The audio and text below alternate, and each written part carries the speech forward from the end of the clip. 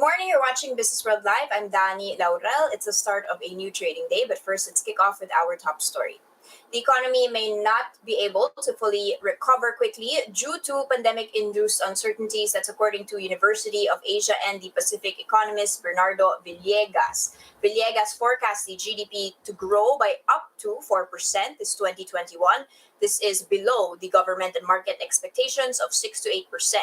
Villegas believes the Philippines is, quote, going to be left behind by practically all of its neighbors because it has not managed the pandemic very well. He said uncertainties would drag on during the first half due to a possibility of a wider spread of new COVID-19 variants in the country. Villegas also points at vaccine woes, which he said may prolong restrictions. Meanwhile, the Finance Department is more optimistic that as Joe Biden has assumed office as President of the United States of America, Secretary Sonny Dominguez of the Finance Department said the Philippines is likely to benefit from a more stable economy and subdued geopolitical tensions under a Biden administration. Dominguez said Biden's statement to, quote, repair alliances and engage with the world once again bodes well for a return openness to international trade.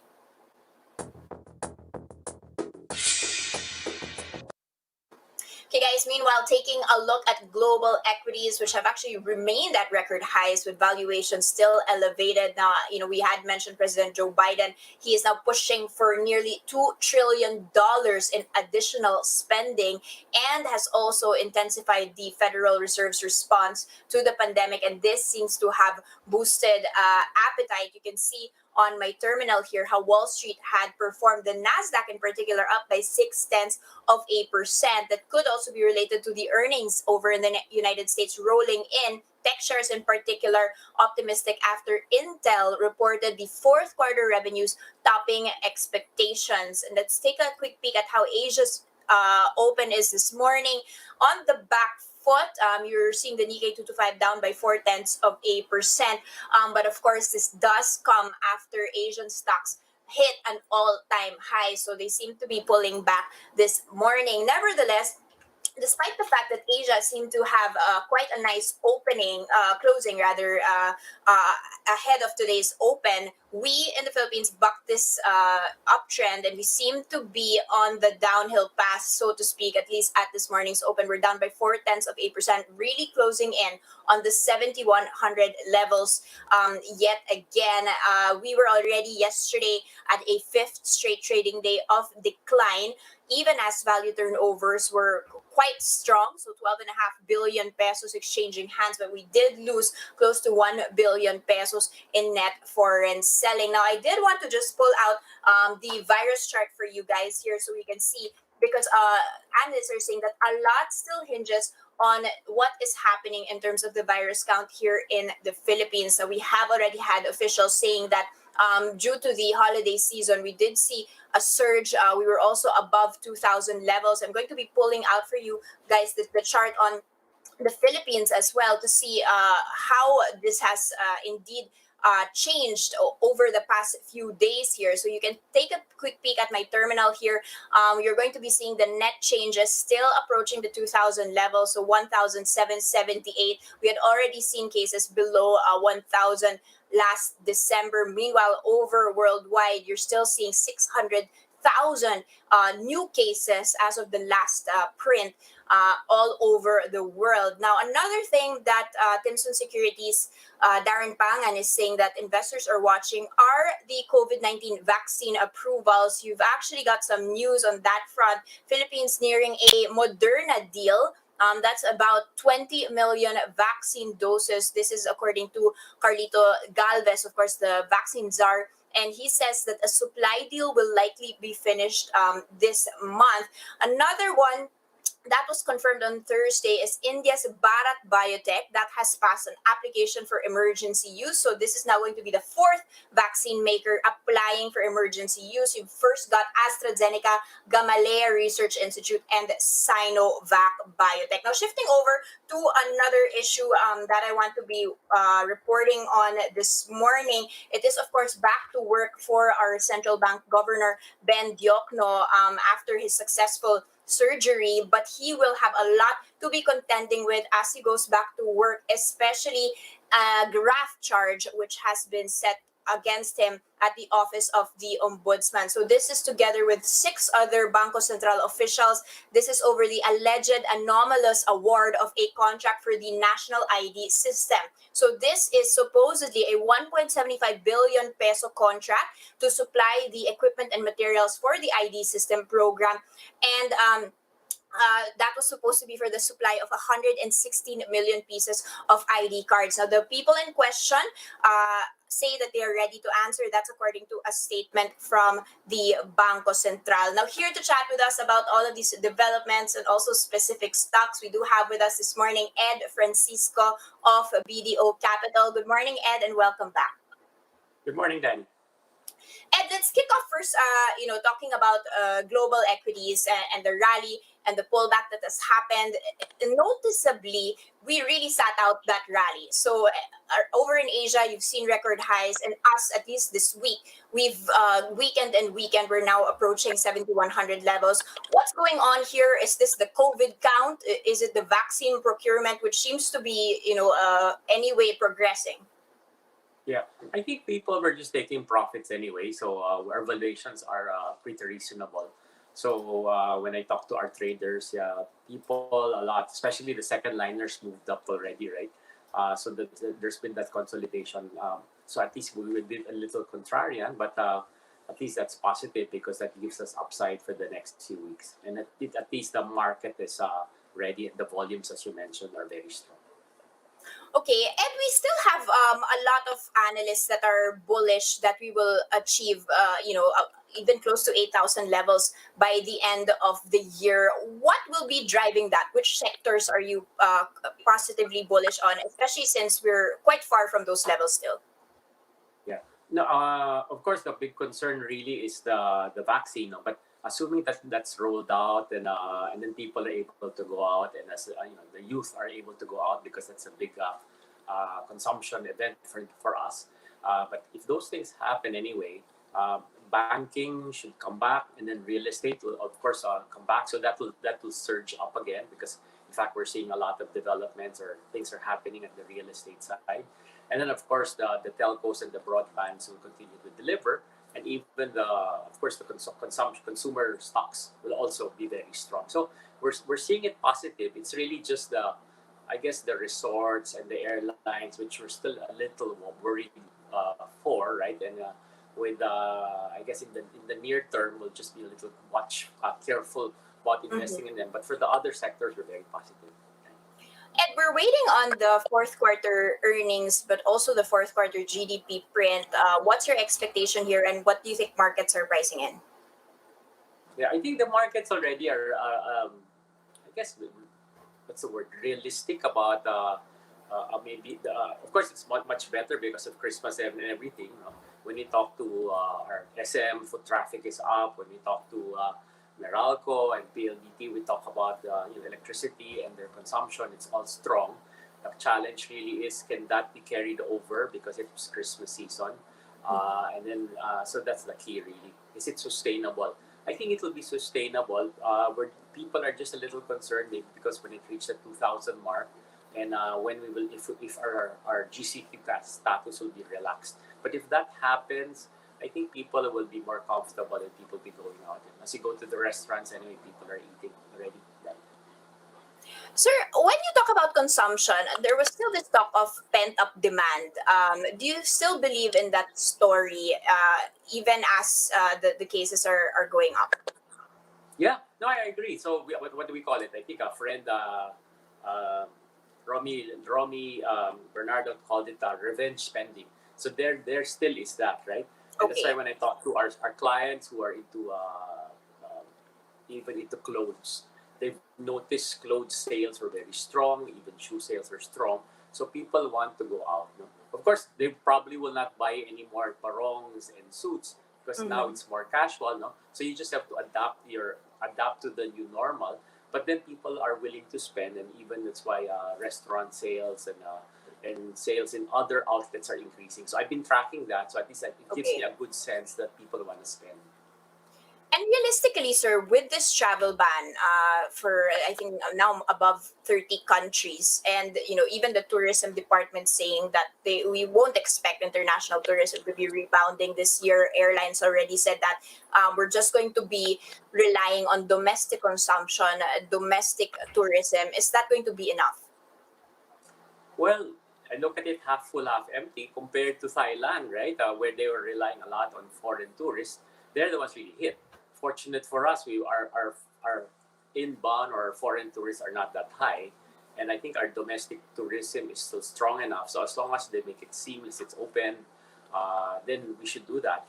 Like you and I, as we were just chatting, right? I went to Boracay over Christmas and was very happy. It was very organized. I felt very safe. I think there will be more of that. People are just waiting for the go signal to be able to travel more. Even because there's so many things in the Philippines that we would love to visit.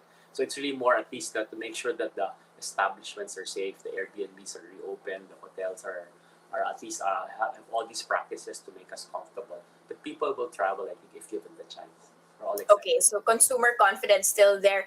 And what's your outlook on the construction space? Because the property space, also very mixed outlook there, with some reports the past week saying that we'll see even more pain when it comes to tenancy rates dropping. What about construction when it comes to the outlook on infrastructure spending and whether we can meet the targets and catch up with all of the delays? You've got reports on, for instance, the NAIA airport sort of on hold right now, and even the mega wide also being questioned there on whether they can afford these things. Macro Asia as well. Tell us what the realistic outlook should be on infra. Okay. I look at it two pronged. I guess from the residential side, there's been a slowdown, right?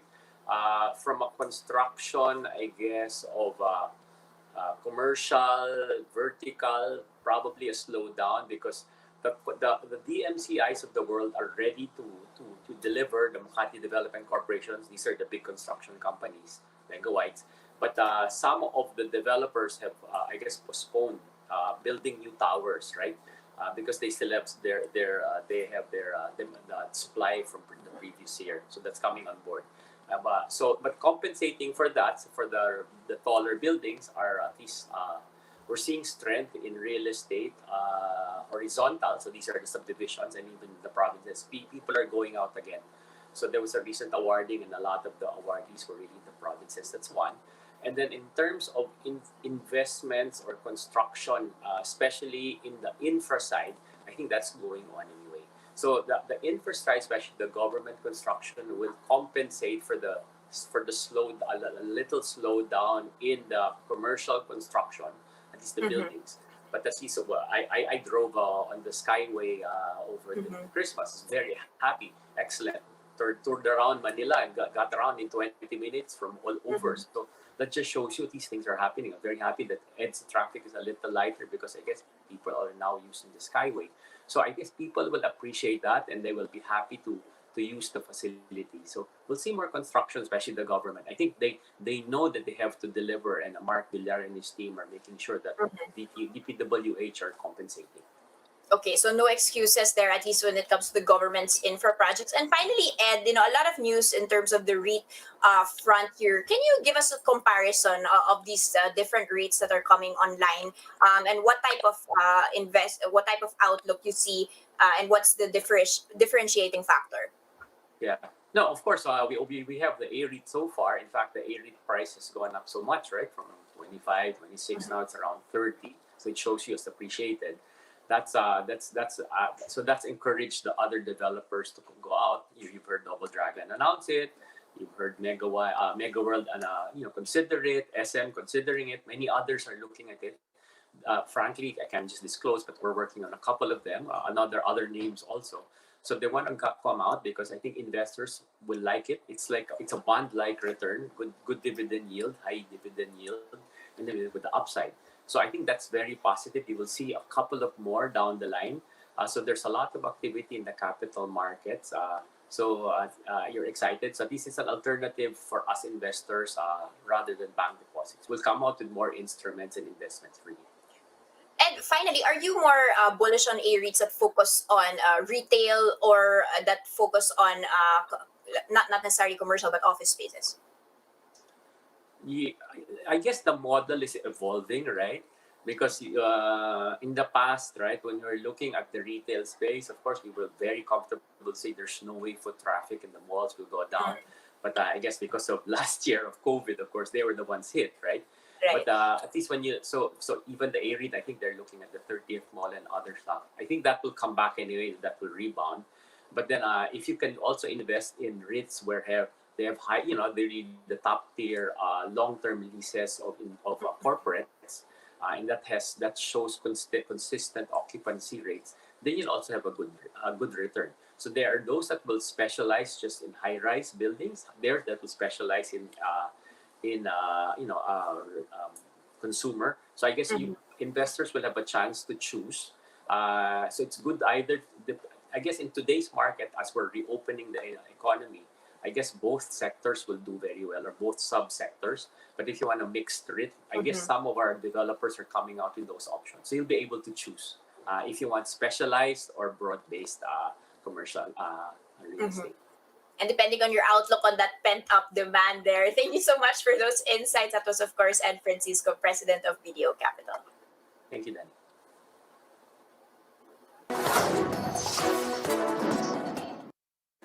Here are other headlines we're keeping our eyes on. The Finance Department is warning against possible dangers on proposals to defer the in-hike premiums paid by the PhilHealth members. Now, Treasury Bureau Deputy Treasurer Sharon Almanza said suspending the scheduled hike in contributions would, quote, have a very adverse effect on the fund and perhaps the fiscal space of PhilHealth. This after the House Committee on Health approved measures empowering the president to defer the increase in premiums for PhilHealth and SSS members. But in yesterday's House hearing, Marikina Representative Stella Kimbo said the insurance agency only stands to lose about 500 million pesos from the deferment. That's an amount they can easily cover with their over 160 billion peso reserve fund. Like PhilHealth, SSS opposed proposals to suspend any increase in members' contributions, claiming that this will, quote, jeopardize its ability to provide benefits. SSS President Aurora Ignacio laments that these proposals seem to weaken rather than strengthen the SSS during these difficult times.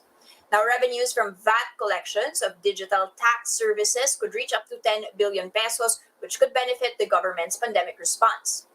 This is according to AMBI's OWA party list. Representative Sharon Garin, the lawmaker, is proposing to tax foreign companies profiting from the Filipino market but are not registered with the BIR.